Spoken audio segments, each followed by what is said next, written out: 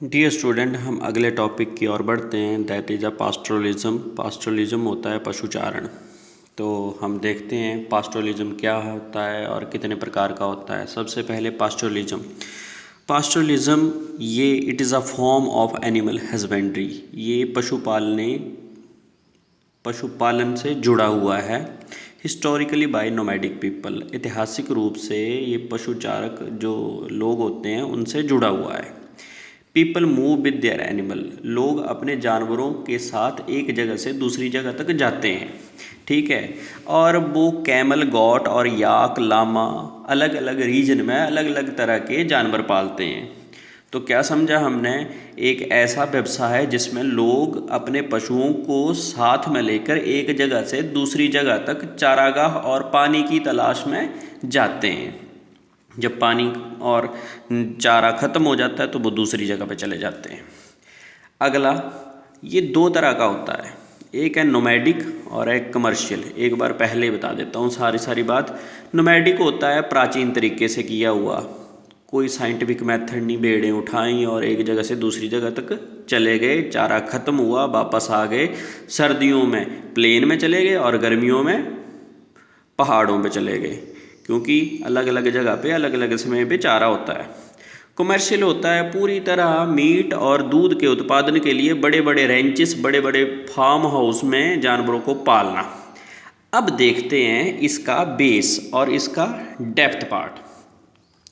Primitive subsistence activity है nomadic herding. Primitive प्राचीन, subsistence निर्वाह, एक्टिविटी आर्थिक क्रिया। प्राचीन समय में अपने जीवन का निर्वाह करने के लिए जो एक्टिविटी की जाती थी वो है नोमैडिक हर्डिंग, पशुओं से संबंधित। Move from one place to another place, आप समझ गए हैं। Depending the pasture and water, पानी और चारागाह की तलाश में और उस पर डिपेंड होते हैं। Each community occupies well defined area. जो भी समुदाय इन जगहों पर जाता है उनका एक स्पेशल एरिया होता है। जैसे ए कम्युनिटी के लोग केवल ए पास्चर पे जाएंगे, बी कम्युनिटी के बी पास्चर पे जाएंगे। उन्होंने अपनी जगहें निश्चित की होती हैं। हिमाचल में जैसे एक स्पेशल कम्युनिटी का आदमी ही आएगा उस गांव में भेड़ें लेकर एक स्पेशल टाइम में, सर्दियों में, बाकी कोई नहीं आ सकता, उसी का होगा वो एरिया। आगे चलते हैं। Each community occupies well defined area, a wide variety of animal kept. अब आप सोच रहे होंगे क्या क्या जानवर। अब देखो बहुत सारे जानवर पाले जाते हैं, भेड़ें, बकरियां, लामा, याक और बहुत सारे और। सहारा डेजर्ट में कैमल और भी बहुत सारे जानवर। आगे देखते हैं। 3 इम्पॉर्टेंट रीजन, 3 ऐसी इम्पॉर्टेंट जगहें हैं जहाँ पर ये काम होता है। Number 1 north Africa, Arabian peninsula, Mongolia और टुंड्रा। टुंड्रा एक जोड़ दिया। अब देखते हैं कहाँ कहाँ है। ये देखो, सबसे पहले आपको बताता हूँ। सबसे पहले ये है नॉर्थ अफ्रीका, ये सहारा डेजर्ट है। ये बिल्कुल अरेबियन पेनिनसुला, अरब कंट्री का पेनिनसुलर एरिया, अरब कंट्री है यहाँ पर सारी की सारी, ईरान, इराक सब। मंगोलिया और चाइना का हिस्सा, यहाँ पर भी ये पास्टोरलिज्म किया जाता है, वो भी नोमैडिक हर्डिंग, ठीक है। ये अफ्रीका का है, south west of Africa, Madagascar भी इसमें जुड़ा हुआ है। तो ये सारी की सारी जगहें जो हैं ये नोमैडिक हर्डिंग से जुड़ी हैं। ये टुंड्रा ऑफ यूरेशिया, यूरोप और एशिया का हिस्सा, यहाँ भी यही काम होता है। आगे चलते हैं। ये हमने देख लिया कहाँ कहाँ कौन से एरिया में होता है। आगे देखते हैं। 7th पॉइंट में plain area to mountain area, और ट्रांस ह्यूमस भी कहते हैं इनको। ट्रांस ह्यूमस होता है ऋतु प्रवास, गर्मियों में एक जगह पर, सर्दियों में एक जगह पर। अब देखो कैसे।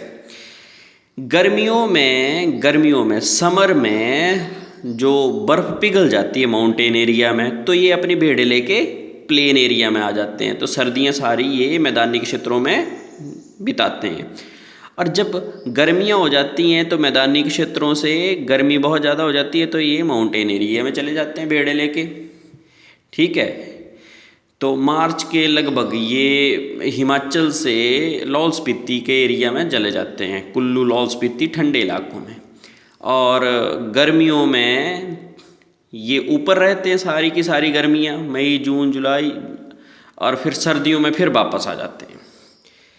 इनके अलग अलग नाम हैं, गुज्जर भी कहते हैं इनको, बकरवाल भी कहते हैं, गद्दी भी कहते हैं, भूटिया भी कहते हैं। भूटिया उत्तराखंड में कहते हैं, गद्दी और बकरवाल हिमाचल प्रदेश में कहते हैं, गुज्जर भी कहते हैं।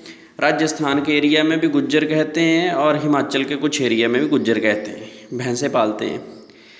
एरिया डिक्रीजिंग, एक बार +2 में एक क्वेश्चन आया था कि इनका एरिया डिक्रीज हो रहा है। बच्चे सारा का सारा ये याद करते हैं, बट एक छोटा सा कॉन्सेप्ट था कि नोमैडिक हर्डिंग का एरिया कम क्यों हो रहा है, कम होने की बजाय। सबसे पहले पॉलिटिकल बाउंड्रीज चेंज हो चुकी हैं। पहले इनका जो एरिया होता था अब अलग डिस्ट्रिक्ट में, अलग उस हिस्से में कट गया है। लोग अलाउ भी नहीं करते इनको आने के लिए, क्योंकि भेड़ें नुकसान बहुत करती हैं, फसलें बर्बाद हो जाती हैं। न्यू सेटलमेंट, जिन एरिया में पहले भेड़ें चराया करते थे वहाँ पर लोगों ने घर बना लिए हैं और सेटलमेंट कर ली है, तो एरिया डिक्रीज़ हो रहा है। चूज़ अनदर जॉब, इन लोगों ने अपना व्यवसाय बदल लिया है। अब वो केवल ये नोमैडिक हर्डिंग का व्यवसाय नहीं करते, अब इन्होंने चेंज करके दूसरे व्यवसाय अपना लिए हैं। और सरकार ने बहुत सारा प्रोत्साहन दिया है। तो एक तो ST का सर्टिफिकेट होता है, उसमें भी जॉब अपॉर्चुनिटी बहुत ज़्यादा मिल रही है। Commercial livestock rearing, commercial मतलब कमर्शियल वाणिज्यिक तौर पर, यानी पशुओं को पालना केवल मीट और दूध के उद्देश्य से। ऑर्गेनाइज्ड होता है ये बहुत, यानी वेल डिफाइंड होता है। एक ऑफिस बना होता है, कितना दूध उत्पादन हो रहा है और कहाँ कहाँ बेचना है, सब ऑर्गेनाइज्ड होता है। कैपिटल इन्वेस्टमेंट होता है और इंटेंसिव होता है, यानी पूंजी प्रधान होता है। वहाँ पर कितना पैसा लगाना है, कौन सी नस्ल की भैंसें खरीदनी है, गाय खरीदनी है, कैसे उनको पालना है, वो सारा कुछ पैसा लगता है उसमें। लाइव स्टॉक रैंचिंग, रेंच होता है चरागाह, बड़े बड़े चरागाह बने होते हैं, लार्ज एरिया होता है, वो डिवाइड होता है। जैसे खेत का एक हिस्सा है, यहाँ पर पहले फसल हमने लगा दी यहाँ पर, और यहाँ पर उन्होंने जानवरों ने घास ख़त्म कर दिया, फिर दूसरे हिस्से में डाल देंगे उनको, फिर तीसरे हिस्से में, चौथे हिस्से में, ऐसे ऐसे 10-12 हिस्से बनाए होते हैं एक पैच लैंड का, और वहाँ पर इनको पाला जाता है। तो एक हिस्सा ख़त्म तो दूसरे में ले जाते हैं।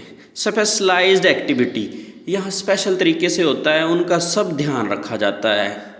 और ऐसे नहीं कि हैपाजार्डली सब जानवरों को पाल रहे हैं और जो बड़ा हो रहा है उसको, एक ऑर्गेनाइज्ड वे से उनका स्लॉटर होता है, उनको काटा जाता है मीट के उद्देश्य से और दूध के उद्देश्य से, ग्रेडिंग की जाती है। Only one type of animal, एक ही तरह के जानवर पाले जाते हैं किसमें, कमर्शियल लाइव स्टॉक रेयरिंग। भेड़ें तो भेड़ें, गाय तो गाय, और जैसे और भी दुधारू पशु हैं वैसे।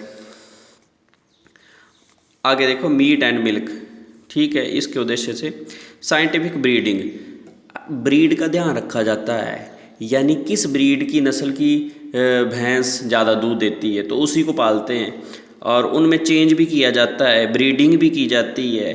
तो सारी कुछ ये जो एडवांस्ड कंट्री हैं ये काम करती हैं दूध और मीट के उद्देश्य से। साइंटिफिक ब्रीडिंग होता है न्यूजीलैंड, ऑस्ट्रेलिया, अर्जेंटीना और USA जैसे देशों में ये काम होता है। अब एक बार मैप में देखते हैं। सबसे पहले हम देख रहे हैं प्रेरीज, ये USA है, उरुग्वे है, अर्जेंटीना है, ये दूसरा हिस्सा है। ये देखो अफ्रीका, और ये स्टेपीज़ में भी पाले जाते हैं। न्यूजीलैंड, ऑस्ट्रेलिया में भी ये काम किया जा रहा है। तो ये है area of commercial livestock rearing. अगर मैप में कोई ऐसी जगह डार्क की हुई हो और उसमें A या B या C कुछ लिखा हो तो उसका नाम लिखना होता है।